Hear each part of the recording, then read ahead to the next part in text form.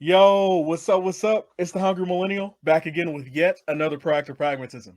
On this Proactive Pragmatism, we carry on with our series Millennials Are. This next millennial is the producer of not only one, not only two, but three podcasts.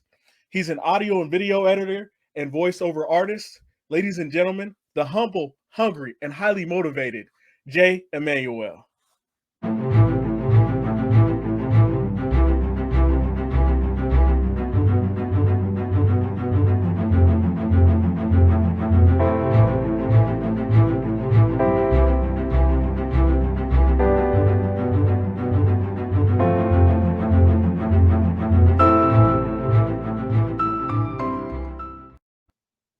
Jay, what's going on, brother? Yo, what is up, Tommy? Yo, that intro is next level, man. You got me out here looking big time and everything, man. Yo, that was dope, boy.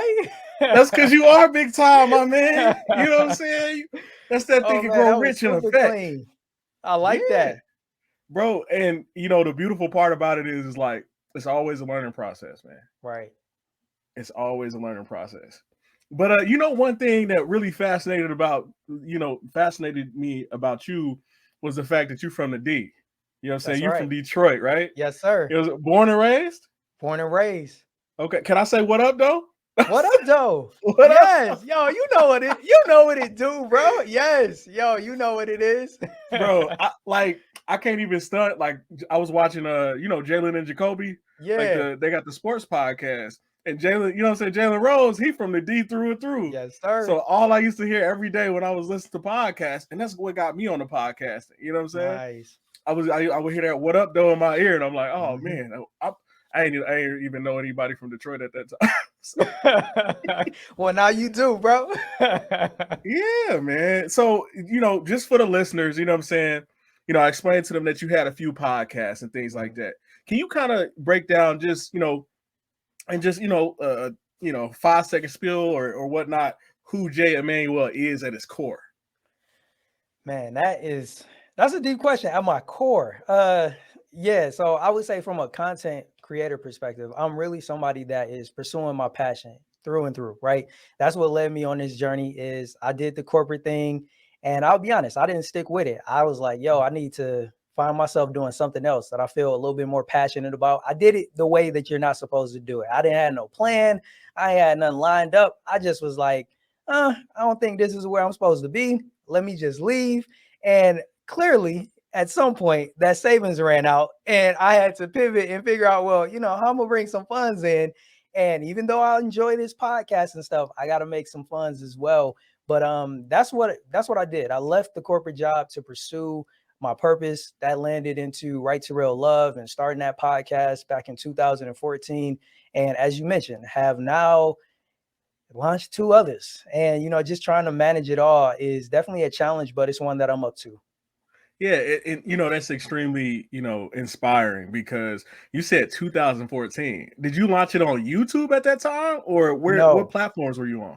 No, so the podcast was originally audio only. So I just got into this YouTube thing last year in November when it came to 𝗦𝗘𝗏𝗏. I decided to make a transition from putting out multiple podcast episodes on the audio podcast and switch to doing one weekly live stream, and then additionally clipping up some videos from that stream and putting them up on YouTube. So I'm actually scaling back from the audio side and making the YouTube channel the primary focus now for 𝗦𝗘𝗏𝗏. Okay. Well, and I've actually done that too. Because the audio side, it's a lot. Like it's a lot of cutting. It's a lot of, you got to have more quality audio, right? Yeah. If you got some visuals, you're like, okay, well, I see the visual, even if the audio ain't, 1,000%. That visual is a next level of entertainment. You know what I'm saying? Right. And so what was that spark that was like, you know what, I gotta go video? Did somebody say something to you? Because I had a friend that checked me and was like, bro, why ain't you on YouTube heavy? Yeah. He was like, you got some content, but you need to be on YouTube. So I gotta go back before I can come back to where we are, right? Okay. Which is, for me, this journey as a content creator didn't even start back in 2014. Like, I've been in this thing for well over 10 years, and I actually got my start on YouTube. So I actually went from being a YouTuber back in the day, almost 10 years ago. I was actually doing what would be considered audio podcast on YouTube. Like I wasn't on camera or anything, but I was having discussions and it was just audio. And then I would throw some visuals up there to keep the people entertained to a certain extent. And somebody caught wind of the videos and they were enjoying them and they left a comment and was like, yo, you should start a podcast. And 10 years ago, ain't nobody know what a podcast, and neither did I. And I was like, yo, what's that? And long story short, I did some figuring out and I was like, oh, it's actually what I've been doing without doing the visual part. I was like, I can definitely do that. And that's where the journey started for me, is 10 years ago, just kind of stumbling into it. But YouTube is something I've always wanted to return to. I've actually made multiple returns to YouTube over the years. Like I said, that's where I started 10 years ago. And then I would say back in maybe like 2012-ish, 2012-ish, 13-ish, I was still on YouTube and doing that with the podcast at the same time. And then I eventually just went to just doing the podcast alone. And then I was still having this itch, like, yo, I got to get back. I want to go back to YouTube. I think it was maybe like 5 years ago, and I came back, but I really didn't stick with it. And now it was just like now or never. Like with the whole 2020 thing that went down, I just had, honestly, for me, it was my mom. She was like, yo, you've been talking about going on YouTube. Why don't you get back on there? And for me, I was like, yo, I got to have a setup that looked like Tommy's. Like YouTube is different from like 10 years ago. Back then, didn't nobody care about your background. You ain't had to have the dope, lighting and the setup. And I just felt like I'm not in a place where I can hop on screen without just having, y'all see this plain vanilla background behind me, right? And my mom was like, yo, you got to just start. Like, don't worry about that. Just go do what you do. And eventually you'll be able to bring to reality that dream and that vision that you have in your mind. But don't let that be the thing that stops you from just getting started. Clearly, I didn't do that in 2020, but thankfully 2021, I finally was like, okay, let's do it.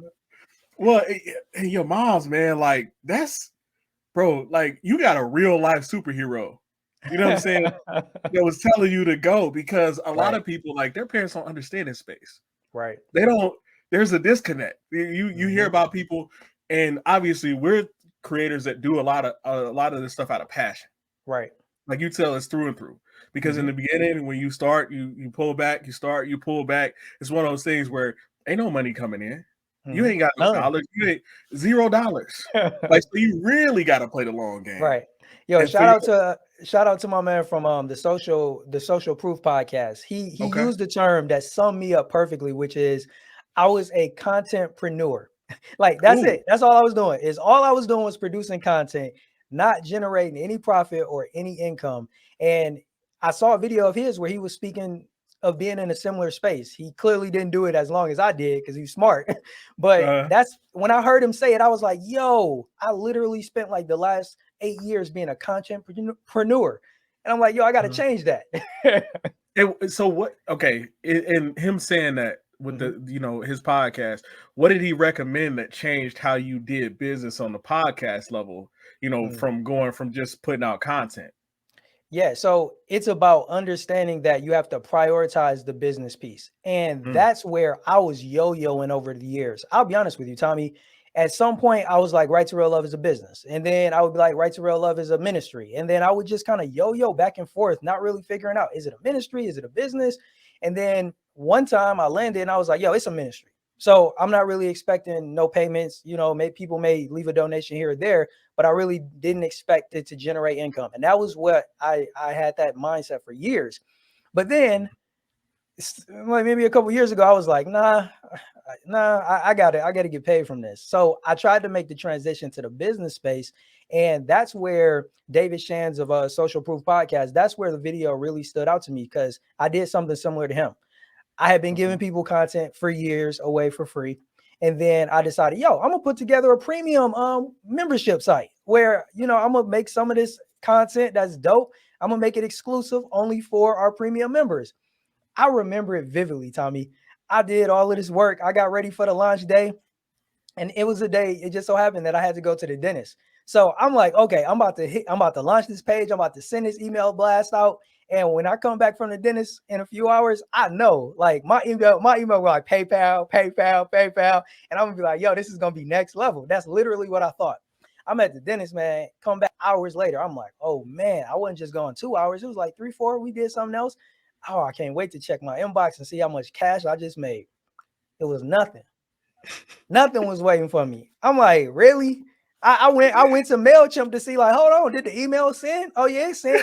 And more than half of the people opened it too. But they wasn't really clicking and buying much.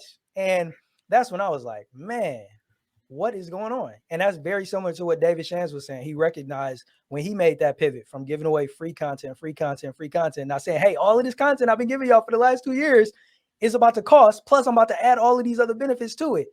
And he didn't even get 10% of the people that was rocking with him to purchase it either. And well, I can relate to that. Well, and bro, you know, it goes back to one of the 48 laws of power, right? Never appeal, you know, to people's sympathy or what you have done for them in the past. Always appeal to their self-interest in that moment. And that's what's been very, you know, pivotal for the change. Like I'm not anywhere close to being monetized, but I do realize there are a lot of brands out there, and that's why I like what you do with Why We Succeed, right? Because you're putting these people on a platform, and you know, Anton, because we both listen to Anton Daniels, right? And you know, he talks about your net worth is your network. And it's one of those things where I was like, the more that I network and have conversations with these people and add value to their lives and highlight the real, right? Because it's easy to be like, oh yeah, I want to have you on my podcast, you know, whatever. But that intentionality changes everything, bro. Right. Everything. It does. And you know, one thing I've noticed is you started to pick up on the pace of doing, you know, like launching more, you know what I'm saying, clips and episodes and things like that.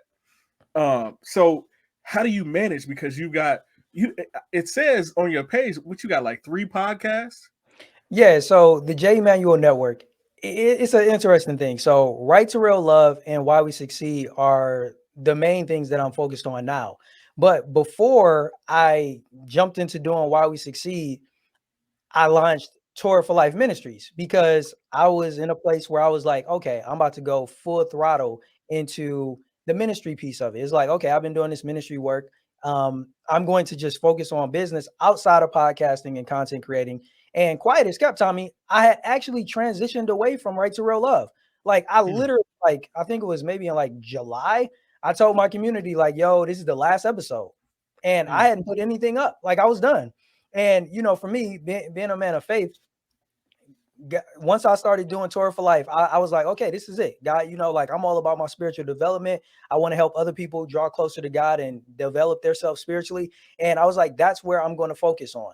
And I really had got my folk. I had just started to pick up steam. I got guests booked. We got all of these discussions lined up for Tour for Life. And I'm like, yo, everything is moving and shaking the way that I wanted to. And then God is like, nah, I need you to pivot. Like that business podcast, that idea that you've been wanting to do, that's been on the shelf for like 2 years, go do that now.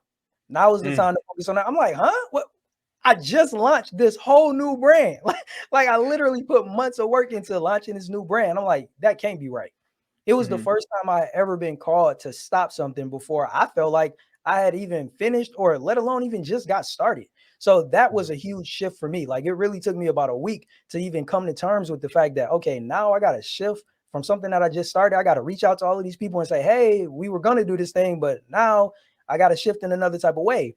So I did that. I launched Why We Succeed. And then not long after that, I was like, yo, that Right to Real Love thing, pick that back up. You ain't got to do all of them audio podcasts that you was doing before, but go to YouTube over there. Just live stream. I know you can give me at least 1 day a week for that. And I was like, yeah, I can't do that. I kind of want to do it. And I was like, all right, I'll do this. And it's a big shift for me because, Tommy, one of the things that I've been doing over the past years is just focusing on one thing. I used to be the guy with a bunch of stuff on my plate. Like before I just focused on Right to Real Love, this is all the stuff I did. I had a YouTube channel. I ran a blog that had multiple writers for the blog. I also did the audio podcast.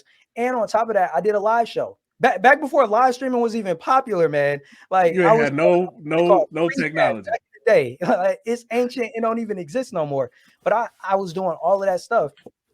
And in 2014, God was like, nah, just focus on one. And that was a pivotal moment because I could either went YouTube or I could have went podcast. I chose podcasts, and for a while, I regretted that decision because I know that I would be a lot further no doubt, if I would have chose to give myself for the last 7 years to YouTube, like, yo, I would definitely have over 100,000 subscribers by now, hands down. Facts. No doubt. Easy, even more so. But you know, that's beautiful that you see that, because we can't relive those moments. We can't. And you know, it's like walking forward. It's like, it's beautiful because you can see the trajectory. Because you got all the content. Yeah, you've been making it and putting it together. Like we talked about this on our phone call when we, you know what I'm saying, I called you up. I'm like, bro, we can blow past certain people, you know, that I mentioned. Right. But that consistency, because it's like, I can tell that we was kind of more B students itching into the A, right? Yeah. Because you know they talk about the C students, like, yes, but it just, a lot in my life, it just wasn't applicable at the time. It didn't mean anything to me, because I came from a homeless background. I was just trying to eat and survive and not get beat up on the playground because I didn't have the same shoes as everybody else. You know what I'm saying? Right. And so I realized that, and I had this all the time. That's why I got to write everything down that I'm going to do for the night. You know, I'm like, okay, I got to get this done, because I'll be everywhere. And it's beautiful because we creatives, right? And these could be the grandest ideas, but until we do that application, nothing really changes. That's facts. Like, I just, oh man, that's how, I'm glad you said that, because it's like, you know, I've been telling myself, I'm like, 10 years, give it 10 years. Yeah. And like, at this point, I'm looking at it, I'm like, even if I don't give it 10 years, you know what I'm saying? I'm going to give it 10 years. Yeah. But at the same time, a lot of opportunities start coming, man. Right. I don't know if you picked up The Law of Success yet, by Napoleon Hill. I haven't. I added it to my my reading list on Hoopla. Yeah. And it's one of those things, bro, is like, I started reading it. I think definiteness of purpose is one of the principles, and the law, he talks about concentration, and just each one is like mapped out. This actually, it came before Think and Grow Rich. Okay. Right. And so it's one of those things where this was the OG book. This came out in 1925. Oh, so man. He talks about the Henry Fords. He talks about these things. But I got it to a point where I like audiobooks, but I got it, you know, people always reread it. You're a voiceover artist, so you understand. Like, certain voices just appeal to you a little bit more. You know what I'm saying? It's like, when hey, y'all tap into Why We Succeed, because once y'all listen and y'all tap into that podcast, it's gonna change. Like, oh, Why We Succeed? How we succeeding today? But Napoleon Hill is so powerful. You know, and it was one of those things where, like, I listen to it when I'm at the gym and I'm doing something that's monotonous, and it just pops up. Yeah. And it's like, be still, concentrate, focus. And so, you know, I guess most of all, like, how did you go about recruiting the people that you have on? Because I don't remember the young lady that you have on the Right to Real Love that's your co-host. What's her name again? Tatiana. Yeah, she's beautiful. Yeah, she is. And so, you know, a lot of times that's a marketing tool too, man. You know, they see us dudes on there, we're like, oh yeah, man, business this, business that. And then you see a face, you're like, oh, okay. What we learned about real love. So how did you go about, like, recruiting a co-host, and how did that situation come apart?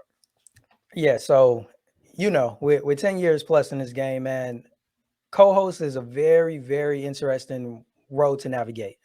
I've started and not had many podcasts go that far when I've tried to do the co-hosted partnerships like that. But this is the way that I approach it. I don't ask for long-term commitment. So when Tatiana, me and her being friends, she had been a guest on the audio podcast multiple times. And, you know, she and I had recently started to reconnect and just develop a friendship. And I was like, yo, I like the way the things that she was discussing, certain topics that we would have, you know, not recorded or anything. I was like, yo, I like her flow. I think she would be dope to have on the show. I presented the idea to her, and I just asked her for a quarter. I said, give me 3 months, rock this out with me. And that's all I really need to get it established. Now, if she want to go with me beyond those 3 months, by all means, but I just needed somebody to just rock with me from the start. If you want to keep rocking with me, that's fine, but I'm not going to ask you for a long-term commitment. So that's really all it is, right? So with Tatiana, she was like, yeah, I'll do it. And she was willing to allow me to have those 3 months. And that's really all I needed. I just needed somebody to be up there with me on the first show, the second show. And after that, I'm not sure. I think after the third show, like, she wasn't there, and, you know, we filled it out. And I was like, yo, I'm good. I just need that one person to help me to set this groundwork, this foundation, so that we can set the precedent for what people can expect. And then after that, you know, I know how God has kind of blessed me to see things. We're gonna put a system in place because that's the way that I operate. I need a system. Like that's the difficult thing with me now, having to shift from doing one thing only to now doing really 3 things. Not so much 3 podcasts, but the 2 podcasts plus my business has been taking off. So now it's like, man, I got client work coming in steady. I got these 2 podcasts I'm trying to manage. Where are the systems that I need to get in place? That's all I was trying to figure out. Like right before the beginning of this year, I sat down and I was like, yo, I need to my brain was, I was approaching a burnout because I'm like, I'm getting overwhelmed. I need to get all of these thoughts, all of these things that are going through my mind that I got to do. I got to get it down on paper. So I just had a brain dump, and then I could evaluate everything and be like, okay, these are my options. This is how I'm gonna approach it. This is the system that I need to build. I set the things that I wanted to have completed in Q1, and yeah, I just keep rocking it out from there. Okay. Yeah, bro. Hey, you know what? You was just cooking, bro. Because I had to do the exact same thing. Like I've had a couple different series with fitness and stuff, and I'm kind of turning the corner because one of my mentors told me, he was like, you know, Tommy, you could do this all by yourself. And at first when he said it, like, I have such a big heart. And there are people that, you know, I've had on the podcast that I just love to death. And if they show an inch of courage and an inch of strength, you know what I'm saying? I'm like, okay, yeah, let's go. You know, because I'm so used to being in leadership positions where I'm like, let's go, let's do this, let's take this hill. I'm with you. I'm not the one that's in the tactical operations center.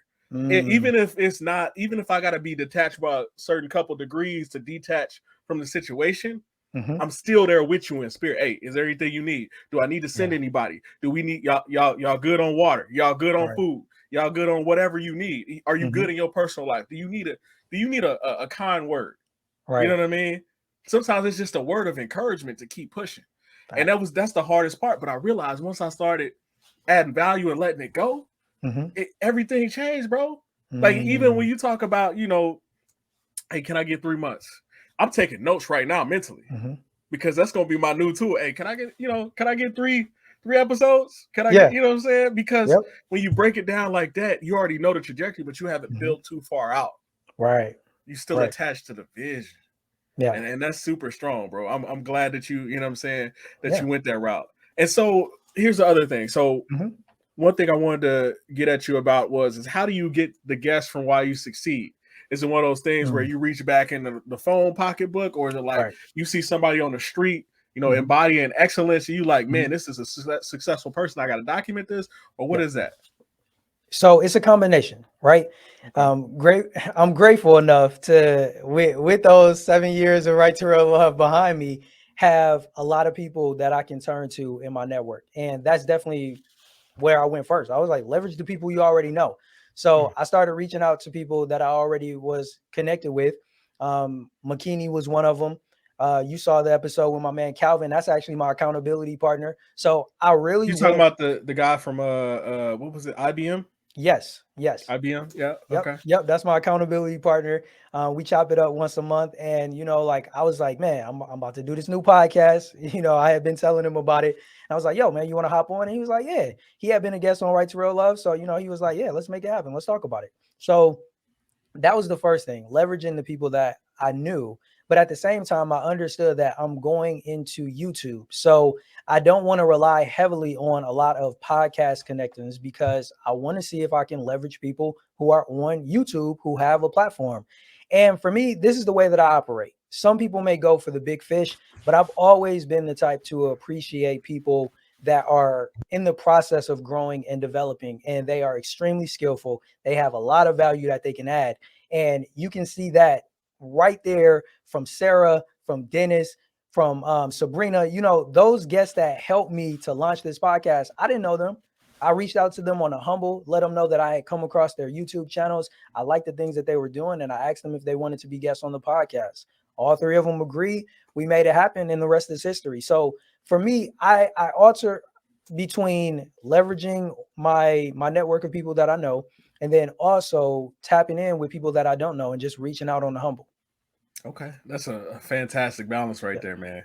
Like, cause I was like, here's the key though. And this is just kind of to add to you when it comes to getting more guests on the show too. My plan is to do like what I did with Right to Real Love, where I get to a certain point, usually within the first year, where 80% of the guests are being recommended. I don't let anybody come on the live show or come on the podcast without me saying, hey, is there somebody you know who you can recommend to be a guest on the podcast?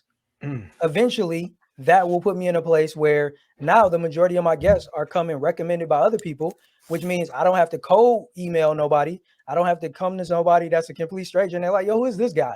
And explain myself. Nah, I get a warm introduction to somebody that more than likely they're going to agree to do it. So I just wanted to share that with you because that's my plan is I don't want to have to keep reaching out to complete strangers. I want to have a network that I'm building from people that I'm talking to now and going forward that continue to recommend people like, yo, here's somebody, here's 2 people, here's 3 people. So that's where I ultimately want to get back to. That's facts. And, that's started to happen a lot more and more and more. And I think my biggest struggle is, balancing with the military and everything that I got going on. And it's one of those things where like, I'm hopeful, you know what I'm saying? And, I got faith that everything is going to work out, but I'm like, as soon as things started to heat up, ain't that usually how it works? As soon as things start to heat up, there go that roadblock. Right. It's like, what you gonna do? Right. It's like, you gonna get on the raft or you gonna continue to wait for the arc? Or like, what you gonna do? Because I didn't sent you a couple rafts this way, but we not looking at them as rafts. We like, that's a leaf. What is right? What is that? Like, what? That don't even look right. You know what I'm saying? And then you got to pivot. Can that and you're thing like, even okay. hold me? You know what I'm saying? Like, so that's awesome. I appreciate that knowledge. I'm writing that down because, like, it's and sometimes okay. So this is the other question that I have for you. When when you get a recommendation that doesn't fit the brand, how do you go about that? Because there's certain people, and I don't know, relative to like certain family members and things like that, and I'm like, what you're doing just doesn't fit what I'm doing. Right. Have you crossed that crossroad, and what do you do when you get there? I'll be honest, not so much with recommendations, because one of the things that people will ask me after I say, hey, do you know? And this is the key thing too. It's the way you ask too, not just, hey, you know somebody to come on the podcast? No. Do you know somebody who you believe will be the right fit? Like, given what you know about what we just did, what you know about this brand, I want to know if you know somebody who is the right fit. And then if people aren't sure, they'll ask me, what is it that you're looking for?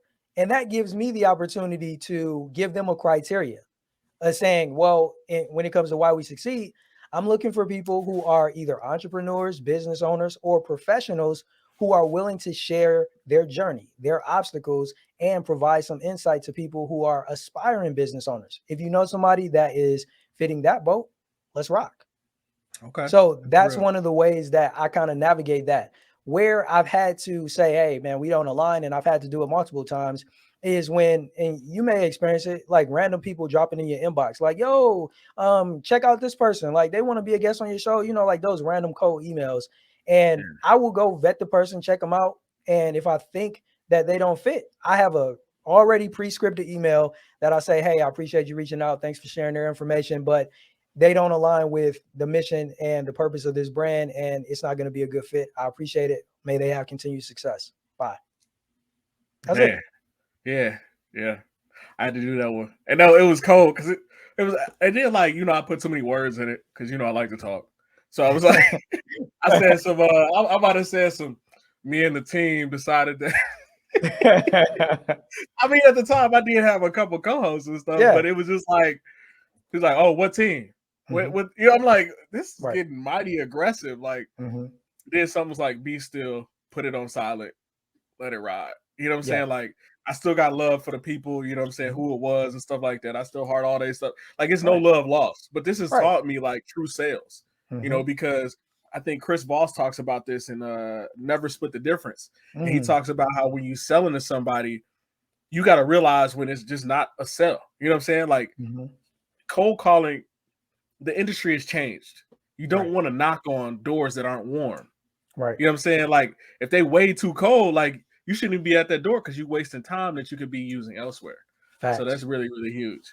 But me talking about that book kind of brought me to, what are some of the books that have been most pivotal to your success? I mean, obviously, I'm saying the word, right? But what else you got going on? So I got to give respect, honor, and homage where it's due, right? One of the people that had the greatest impact on my life, not just from a spiritual perspective, but honestly, when it comes to my character development, is Dr. Miles Monroe. And Okay. he wrote a book that is by far one of my favorite, which is The Spirit of Leadership. Like, that book is at the top when it comes to the importance of understanding what true leadership is, especially from the perspective of me being a man of faith. And he also has a book on the power of character in leadership. And the tandem of those two books have been pivotal in helping me to be a man of character and operate with integrity in the things that I do. So that's the foundation for me when it really comes to like books that started to mold and shape the direction that I took in life. Now, when it comes to like business and things of that nature, I have to admit it's a book that people had told me about, but I felt like, oh, well, I already know this principle and how important it is. So I didn't really rush to read it, which was The One Thing by Gary Keller. But last year, I actually read the book and it came at a perfect time. It helped me to solidify the importance of focusing in on one thing. And I'll be honest with you, Tommy, over the past couple of weeks, I've been toiling because I know the one thing says I should only be focusing on one thing, either right to real love, why we succeed, client work. Trying to do them all is not the way of being able to maximize my abilities, my skills in the one that matters the most. So that's where I've been toiling over the last couple of weeks. Is like, man, I like doing them both, but I know I would be way more effective if I could just focus in on one. But that book has definitely been pivotal for me along my journey. It's just a reminder of one thing that you need to focus in on, hone in on it, and master it. Bro, that's powerful. That's a gem right there because Anton checked me one day. I called up. I was on my FedEx route, and he was doing the I think he was doing a mastermind session for the Patreon. And I called up. I'm like, man, I'm deploying. I'm doing this. I'm doing that. I'm trying to cover IG and I'm trying to cover these things. And he was like, pick one. Like, you're not even, in other words, you're not even, a blip on the radar when it comes to YouTube. And so I had to kind of figure out how I did things. Now I still post on a lot of things, but a lot of it is kind of redundant. And I use certain things to build views and stuff. Like I use the reels from TikTok and Instagram that I build from working out because I do that anyway. Right. And then I put them on YouTube as shorts. Wow. And it jumps up the views because it's something short, but people can see you getting after and doing something. Yes. And so like that's the next level of this podcast is taking the clips that I've already released and putting them in reels, throwing the words on there. Yeah. So it's got people saying real powerful things, learning the cut pros and things like that. But that's really, really huge. And I don't know. I think the one thing is success, man. Yeah. I hear that, bro. Yo, we definitely got to achieve that. And that's one of the reasons why, and it's so funny. I just recorded for Why We Succeed earlier. And this is the first time, I got to admit, it's the first time that I totally even forgot to ask the guests how they define success. That's usually my staple question, but it just hit me today. I went the whole discussion and the thought never even crossed my mind to ask those two brothers, how do they define success? But I bring that up to say it's important to know how we define it, right? From listening to the podcast that each of the guests has had a different definition for it. And understanding what our personal definition of success is vitally important, to your point, because then we can focus in on that one thing, whatever it is for us. Okay. Right now, I appreciate that word, bro. That means a lot. Everything you see me taking notes, I'm like, I'm a lifelong learner. I'm so hungry, man. I guess that's why I'm the hungry millennial. But I love that. It's one of those things where, like, before I'm gonna let you go because I know you're a busy man. You got all these series. I know you got a bunch of content you need to go through. But do you have any questions for me? Because I'll be seeing you send stuff and what I'm saying on in the little chats, man. Like you like a knowledge, you thirsty for knowledge just like me. Right. So is there anything that you got before we, wrap this up? Back to you. When it comes to books, I mean, I know you read a lot. Is there a book that stands out to you that you would recommend? I know you recommended, The Laws of Success, and I'm gonna definitely pick that one up. But is there one that kind of stands out that you're like, out of all the books that I've read, this one right here had a major impact on me? Probably, I want to say Emotional Intelligence 2.0. Okay. And the reason why I say that is because I realized that I was missing the boat because I'm introverted naturally. Like I'm an introverted extrovert. So I like talking about specific things. Like I'm a thing person, right? So and often what would happen is I would kind of not necessarily ignore people, but I'd be so focused on my task that like I was just leaving people on the sidelines, and people would think that I was mean or that I was, arrogant or, and I didn't even say any words, but it's just because of the way that I walk. Like I'm a FedEx man, so I'm always moving, right? Right. But I watched this video by Shaq was talking about, he was like his stepdad, who he calls his real dad because he didn't know his regular dad. And he said, always walk like, or it might have been his mom, but it was like the point was always walk like you got somewhere to be. And ever since then, it kind of stuck with me. I had already with the military, we was always, when I would join basic training, but I've been in almost 13 years now. When I was enlisted back in the day, like we was moving, we had to march everywhere, all around posts. We didn't get no rides, nothing like that. So we was always trying to move because I was always a procrastinator, so I was late for things, and I had to get checked a whole bunch of times. My drill sergeant, a bunch of people, and to this day, I still check myself because I'm like, you need to get up out of bed. You sliding back, you know what I'm saying? And it was one of those things where like emotional intelligence helped me recognize and start reading more body language. That's good. Start seeing people for who they were, not who I wanted them to be. Right. And at the same time, finding the smallest nugget, what I'm saying, in a person that I can learn from that person, and it's changed my life for the better. Because even if they don't teach you anything on the spot, that connection creates a connection. But by being emotionally intelligent, you can have more tact. Right. You can have more understanding. Right. You can understand that people place themselves where they are. So even when it comes to dating and things like that, like a lot of dates that I go on and like people I meet, I'm like, they place themselves in that position. Tommy, don't go save them. Because if you save them, you're gonna have to save yourself. And you can't save yourself while you laying on the ground. Right. And that changed so much for me because I'm like, I'm not at a place where I can save everybody. You know what I mean?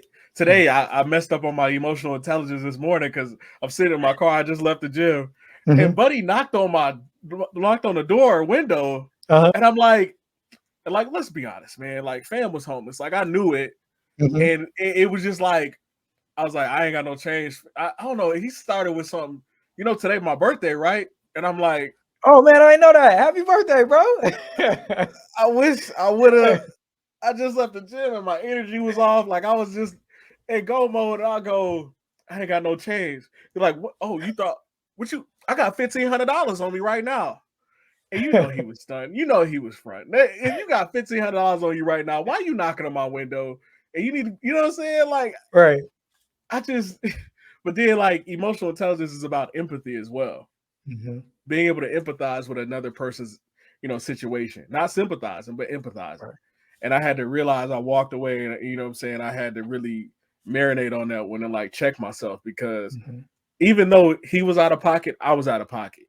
And bad energy, combined together, it doesn't bring a positive vibe. It takes you off of that energy that you need to get through the rest of the day. Right. And so Emotional Intelligence 2.0, pivotal book, life-changing. Check that out. It addresses just about everything because it even talks about emotional intelligence. They talk about EQ versus IQ. A lot of people have IQ, but they don't have EQ to read the room, to read people, to understand that you need to be able to network. In the military, I'm a very like, let's get this done. But then I got to realize like it's other people learning. Like, I recently, I went up to a brigade level for this deployment. And it's one of those things where brigade is a pretty high level. You know what I'm saying? Like, and I had to realize like it was people that are higher ranking than me that don't know nearly as much as I do. They don't have the troop leadership experience. So they're complaining about things that I think are trivial, that I think are juvenile, like food and different, just small things because I'm surrounded by officers. Like that's really a thing in the military. You got the officer corps and then you got the enlisted corps. You got the sergeants, you got the captains and everything else. And like, I understand that they need grace too. Right. They need empathy too. I don't know what they're going through. They deploying just like I am. And a lot of times, even if they outrank me and I know the answer and I know more than whatever it is, even if I don't, I might not even actually know the answer. I just think I know the answer. Sometimes you just want to be like, well, hey, if you do, but you realize it's gonna be your time in the spotlight, and you don't want to ruin that relationship trying to be too hardcore. Facts. Because I'm already a unicorn. Like the other African American like leaders and stuff, they're like, you're a unicorn. You fit. So here's the thing: they were like, a lot of people don't know how to pinpoint you because you fit, you own your stuff, you're fairly humble, you keep yourself well kept together, right? Like there's an energy about you. You moving quickly from side to side. You'll go help out the troops. If there's something that's going on the truck, I'll get on that truck and help them out. You know what I'm saying? Even though they got a bunch of people below us, but if the leaders ain't moving, guess what everybody else ain't gonna do? They ain't gonna move. Right. They ain't gonna move their legs. But it took a lot of, getting checked and stuff like that. And I didn't realize how we even talked about it. You didn't even know I was in the military when we had first interacted. No, and to a lot of people it's shocking. Like, and I try not to tell people that in the beginning because they're like, oh yeah, okay. How long you been in? They're like, oh, 12 years, and then it's like, oh, okay, so what's your rank? Because what they do is with people that go back to other people and they're like, oh yeah, somebody say, oh yeah, he probably just a private or something. He probably just, you know what I'm saying? Like, oh, some hate and stuff. And like, it ain't even gotta be like that because I don't lead with rank ever. Right. You know what I'm saying? Like, that's not even my thing because I was at the bottom. I remember being a private. Okay. Like E1, you know what I'm saying? The bottom of the barrel in the military. And then I went to college and that's how I, became an officer and all that stuff. Okay. But I remember being at the bottom of the barrel. So I never leave with rank. Because I remember struggling to go to drill. Like they, they tell you 2 weekends, they tell you two weeks a year, a weekend a month. It ain't been like that my whole career. And when you at the bottom, you barely got enough gas to get to drill. Wow. Like people really making sacrifices out here. Then with the beer bug and everything that's happened recently, people are getting tasked out for 6 months at a time. Man, that's wild. And like from their regular job, like to fill regular positions. So imagine getting paid at the lowest level to drive a bus just because you got the license for it. And that bus driver that would have been there, you getting paid less than them. Right. Like that's a real shakeup. And it is. But emotional intelligence, it helps me every day because it helps me detach and just be quiet and sit in the room. And I know it's hard to admit me being quiet. Because a lot of people, they see the podcast, they're like, man, you're a totally different person. I saw your podcast the other day, Captain Hamilton, and and I'm like, oh, okay, like they think I'm acting fake, but it's just like I'm in my element. This is what I do. I can relate. And so that's really hard. But wrapping this up, man, I appreciate you coming on the podcast, man. This is huge. And like gaining so many nuggets. We always like back and forth with these nuggets and learning. And I'm like, oh, so what did you do when you was in that situation? You like, what did you do in that situation? Right. So I really hope that we continue to network and we've we've really created a lifelong, friendship here. Yes, man. Yo, brotherhood, man. But we ain't never met in real life. Like this is, you know what I'm saying? And that's the one thing that I'll say is I being a man of faith, like I truly believe that God brings certain people into my life at certain times for certain reasons, man. And like with you and then the guest that I had on YWCC, Dennis, it was just like something just clicked. Like with both y'all, and I was like, man, look at guys sending these, amazing dudes that's about their business and people that I can learn and grow with. And that to me is really important. That's I don't want to be a moocher. I don't want to be a parasite. I don't want to be somebody that is like, what can I get from you? That's another reason why, like I mentioned earlier, I don't really try to chase, the big fish or, whoever the biggest person in the space is. Like, that's never been my MO. Like, I know that, you can clout chase and things of that nature, and I don't knock nobody that does it, but I've always wanted to truly connect and develop relationships. And it's hard to do that with people that have to be leery and mindful of the people that they allow in their circle and in their company. So yeah, being able to connect with you and other amazing people has truly been a blessing, man. That's outstanding. Well, you know what? I appreciate you, brother. Thank you for coming on the podcast. Ladies and gentlemen, J. Immanuel.